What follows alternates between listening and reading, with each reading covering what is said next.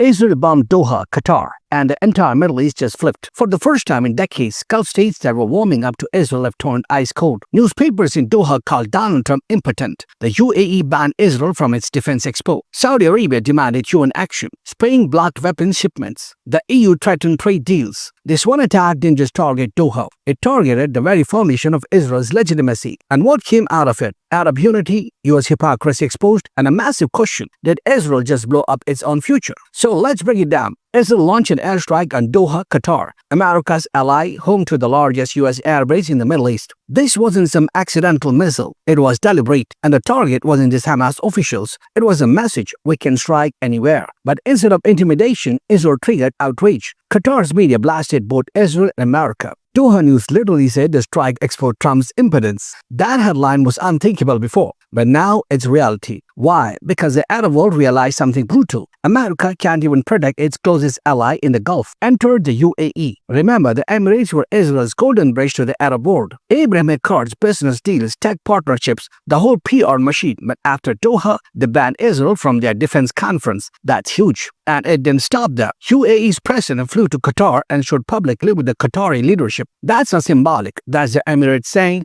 we are done playing neutral. For Israel, that's a massive setback, because once the UAE steps away, the Abraham Accords are toast. And then Saudi Arabia, Crown Prince Mohammed bin Salman, MBS, the guy balancing between Washington, Tel Aviv, and the Arab Street. After Doha, he openly condemned the strike and called for international action against Israel. Let me repeat that. Saudi Arabia, America's biggest ally in the Arab world, demanded international action against Israel. That's a 180. Until now, Saudi silence kept normalization hopes alive, but that one airstrike froze everything. Meanwhile, America's response? Classic misdirection. The Wall Street Journal reported Trump had a heated call with Netanyahu. Oh, he was angry, he was furious, he was disappointed. Sure, but let's be real. Does anyone seriously believe Israel can bomb Qatar, a US ally, a country hosting America's largest base in the region, without the White House knowing? No chance. If Turkey's intelligence warned Hamas before the strike, you'd think Washington was clueless? Please. This is PR. America pretends to scold Israel while quietly giving them the green light. Trump wants plausible deniability.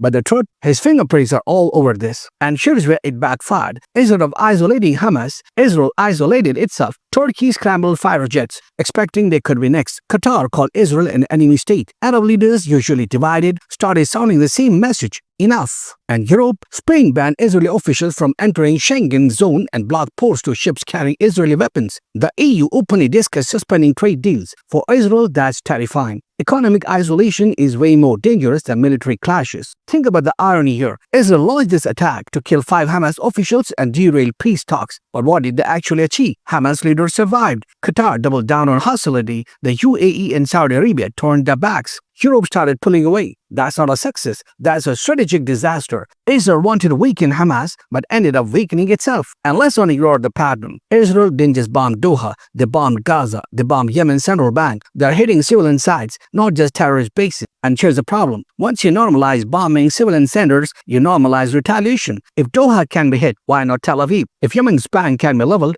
why not Israel's ports? Israel set a precedent it may not survive. And where's Trump in all this? Pretending to be the angry dad scolding a naughty kid, but his record says otherwise. Remember the so-called humanitarian aid to Gaza? Trump authorized biker gangs, actual biker gangs with anti-Islam ties, to distribute food instead of the UN. That wasn't aid, that was intimidation. So when people say Trump didn't know about Doha, nonsense. Every missile, every strike, every blockade runs through Washington. Netanyahu may pull the trigger, but Trump loads the gun. So where are we now? The Doha strike exposed 3 things. America's credibility is gone. Allies saw that even with a massive US base, Qatar wasn't safe. Arab unity is real. UAE, Saudi Arabia, Qatar, Turkey all speaking the same language. Israel is isolated. Europe is distancing itself, and the Abraham Accords are collapsing. In trying to kill Hamas negotiations, Israel killed its own momentum in the region. That's the real story. Here's the truth. Power isn't just about bombs, it's about legitimacy, and Israel's legitimacy is crumbling. You can drop as many missiles as you want, but if the world sees you as reckless and lawless, you lose. The Doha strike didn't just hit a city, it detonated decades of careful diplomacy, and now Israel is more alone than ever. So here's the question: after Doha, did Israel make itself more secure, or did it just light the fuse on its own isolation? Think about it.